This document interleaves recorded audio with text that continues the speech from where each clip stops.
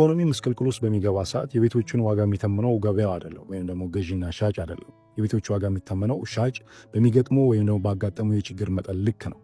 ይሄ ቤት ለሚገዛው ሰው የሚሰጠው ጥቅምም ቢኖር በዛው ልክ ደግሞ ጉዳቶች አሉ። ጥቅሙ ምንድን ነው ከተባለ ከየትኛውም ጊዜ በበለጠ የተሻለ ዋጋ ያላቸውን አፓርትመንቶች በርካሽ እንዲያገኝ ይረዳዋል። ጉዳቱስ ከተባለ የሚፈልገውን ቤት እንዳይገዛ ሊያረገው ሊከለክለው የሚችልበት እድሉ ሰፊ ነው። ይህ ምን ማለት ነው? እንደምታውቁት በአሁኑ ሰዓት ቤት መሸጥ አዋጭ አይደለም። አብዛኛው ሰው ቤቱን ገበያ ላይ ሲያወጣ ቤቱን ከመሸጥ በኋላ ሊያሳካው የሚፈልገው ወይም ደግሞ ሊፈታ የሚፈልገው ችግር አለ። ያንን ችግር ወይም ደግሞ ህልሙን ለማሳካት የሚያስፈልገውን ገንዘብ ለማግኘት ሲል ነው ቤቱን ገበያ ላይ የሚያወጣው። ምክንያቱም በአሁኑ ሰዓት የፋይናንሻል ሴክተሩ ብድር እየሰጠ ስላልሆነ አብዛኛው ሰው ያለው አማራጭ በደህና ጊዜ የገዛቸውን ንብረቶቹን ገበያ ላይ ማውጣት ነው። እነዚህ ንብረቶቹን ገበያ ላይ ሲያወጣ ቤቱን ከመሸጥ በኋላ ሊያሳካው የሚፈልገው ነገር ፋታ አይሰጠውም። ቶሎ መፈታት አለበት፣ ቶሎ መሳካት አለበትና ቶሎ መሸጥ አለባቸው። ቶሎ ለመሸጥ ገበያ ውስጥ ያላቸው አማራጭ ማድረግ ያለባቸው ሁለት ነገር ነው። የመጀመሪያው በረከሰ ዋጋ ቤቶቻችሁን ገበያ ላይ ማውጣት አለባቸው። ያለበዛ ቤታችሁ የተሻለ ገጽታ ሊኖረው ይገባል። ወይም ደግሞ ቤታችሁ ያለበት ህንፃ ለነዋሪ የሚሰጠው አገልግሎት በጣም ጥሩ ሊሆን ይገባል፣ ፋሲሊቲው። ነገር ግን በአሁኑ ሰዓት በአንጻራዊነት ነው እንጂ የገዢውን አቅም ተዳክሟል። ስለዚህ አብዛኛው ገዢ ትኩረቱ ምንድነው? ዋጋ ላይ ነው። ሴንሲቲቭ ነው ለዋጋ። ስለዚህ የረከሰ ዋጋ ስትሰጡ ነው ሊገዛ የሚችለው። ስለዚህ እናንተም ቶሎ ቤታችሁን ለመሸጥ የምትፈልጉትንም ገንዘብ ለማግኘት የግዴታ ዋጋ ማርከስ አለባችሁ። ይሄ ምን ይፈጥርላችኋል? ቤት ለሚገዛው ሰው የረከሰው ዋጋ ያላቸውን አፓርትመንቶች በአማራጭ ውስጥ ሆኖ እንዲያገኝ ይረዳዋል።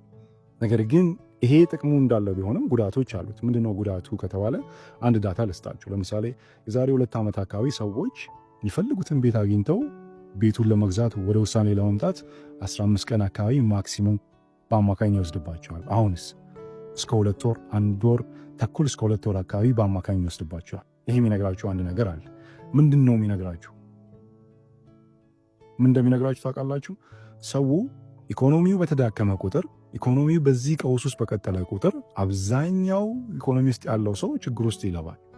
ችግር ውስጥ ሲገባ ችግሩን ለመፍታት የሚያስፈልገውን ገንዘብ ከባንክ ሴክተሩ ስለማያገኘው የግዴታ በደህና ጊዜ የገዛቸውን ንብረቶችን ገበያ ላይ ማውጣት አለበት።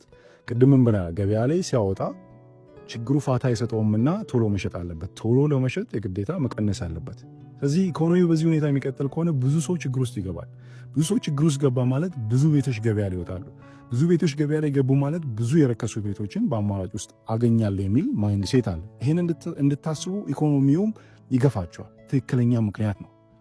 ነገር ግን አንድ ነገር መገንዘብ ያለባችሁ ምንድን ነው? ሰው ቤቱን ገበያ ላይ ሲያወጣ ምን ፈልጎ ነው ብለናል?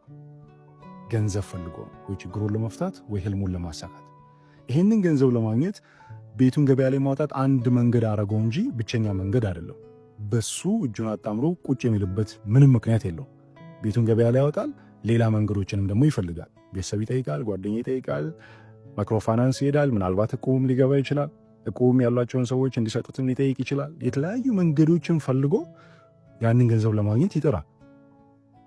በጊዜ ሂደት ውስጥ ለምሳሌ ሳምንት ሲሆን 15 ቀን ሲሆን ጊዜው በሄደ ቁጥር ችግሩ እየተባባሰ ነው የሚመጣው። ስለዚህ ቤቱ ላይ 1 ወር ሲሆን 15 ቀን ሲሆን 20 ቀን ሲሆን ተስፋ እየቆረጠ ይመጣል። ቤቱን በመሸጥ ያንን የሚፈልገውን ገንዘብ እንደማያገኝ እርግጠኛ እየሆነ ይመጣል። ትኩረቱን ምን ላይ ያደርጋል? ሌላ አማራጮች ላይ። ይሄ ምን እየፈጠረለት ይመጣል? ያ የሚፈልገውን ገንዘብ ቤቱን ከመሸጥ ውጭ ባለ መንገድ ሊያገኝ የሚችልበትን እድሉ እያሰፋው ይመጣል። ይሄ ደግሞ ቤት ለሚሸጠው ሰው ጉዳት ይዞበት ይመጣል። ለምን ከተባለ የቤቱ ዕጣ ፈንታ ቤቱን ከመሸጥ ውጭ ባለ መንገድ ገንዘቡን ቤት የሚሸጠው ሰው ካገኘው የቤቱ ዕጣ ፈንታ 3 ነው የሚሆነው። የመጀመሪያው ቤቱን ሙሉ ለሙሉ ከገበያ ያወጣዋል፣ ምክንያቱም ችግሩን ፈታ። ችግሩን ለመፍታት ወይም ህልሙን ለማሳካት የሚፈልገውን ገንዘብ አገኘው በሌላ መንገድ። ሁለተኛ አሁን ላይ አርክሶ ነው ገበያ ላይ ያወጣው። ስለዚህ ወደ ነበረው የገበያ ዋጋ ይመልሰዋል። 8 ሚሊዮን ካወጣው የአካባቢው ዋጋ 10 ከነበረው ወደ 10 ሚሊዮን ያመጣዋል። ሶስተኛ ደረጃ የመደራደር አቅማችን ይዳከማል። አሁን መቀነስ አይፈልግም። በፊት 8 ሚሊዮን ብር ያወጣውን ቤት 6 ሚሊዮንም ሊገዙ ትችላላችሁ። አሁን ግን ምናልባት 200 ሺህ ወይ 300 ሺህ ነው ሊቀንስላችሁ የሚችለው። እንደዚህ አይነት ጉዳቶች አሉት። መፍትሄው ምንድን ነው ከተባለ የተሻለ የሚሆነው ገበያ ውስጥ ስትገቡ ከምታገኟቸው አማራጮች ውስጥ የተሻለውን መግዛት ነው። የአብዛኛው ሰው ችግሩ ምንድን ነው? ገበያው ስንገባ የምንፈልገውን ቤት ለማግኘት 10-30 ደላላዎች ጋር መደወል አለብን። መረጃ ለመሰብሰብ በጣም ብዙ ቦታዎች ጋር መርገጥ አለብን። የሚገዙ ሰዎች ጋር መደወል አለብን፣ ደላላ ጋር መደወል አለብን፣ ሴልሶች ጋር መደወል አለብን፣ የምናውቃቸው ሰዎች ጋር የስልክ እንጨት ስልኮች ላይ መደወል አለብን፣ ፌስቡክ፣ ቲክታክ ላይ ስልኮችን መሰብሰብ አለብን። በዚህ ምክንያት ውሳኔውን ለመወሰን የሚያስፈልገንን መረጃ ለማግኘት ረዥም ጊዜ ስለሚወስድ ረዥም ጊዜ ግዴታ ኢኮኖሚ ላይ እንቆያለን ቤት ሳንገዛ የሚል ነው። ይሄ አሁን አይ ቲንክ መፍትሄ ያገኘ ይመስላል። መፍትሄው ምንድን ነው? የተገኘለት መፍትሄ ምንድን ነው? የአዲስ አበባ ያለቁ ካርታ ያላቸው አፓርታማ ቤቶችን በአንድ ቦታ መሰብሰብ ችለናል፣ ዌብሳይት ላይ። ከዚህ በኋላ ቤት ለመግዛት 30-40 ደላላ ጋር መደወል አይጠበቅባችሁ። ዌብሳይቱን መጠቀም ከጀመራችሁ አዲስ አበባ ውስጥ ባላችሁ በጀት በአማራጭ ውስጥ ሆናችሁ መግዛት የምትችሉባቸውን መረጃዎች በቀላሉ ማግኘት ትችላላችሁ። በእጅ ስልካችሁ፣ በላፕቶፓችሁ በቀላሉ ስለምታገኟቸው የገበያውን አድቫንቴጅ መጠቀም ትችላላችሁ። ገበያው ላይ በጣም የረከሱ ቤቶችን በቀላሉ ማግኘት የምትችሉበት ሁኔታ ስላለ ለመወሰን ረዥም ጊዜ አይወስድባችሁ። በፊት መረጃውን ባለማግኘታችሁ የሚወስድባችሁ ጊዜ የሚያስመልጣችሁ ብዙ አድቫንቴጆች አሉ። አሁን እሱን ችግር ይህን ዌብሳይት መጠቀም ስትጀምሩ ሙሉ ለሙሉ ታስቀሩታላችሁ። አሁን ይሄ ዌብሳይት ከመጣ በኋላ ኦልሞስት ወደ 5 ወር አካባቢ ነው ቤት መግዛት ለአብዛኛው ሰው ቀላል ሆኗል።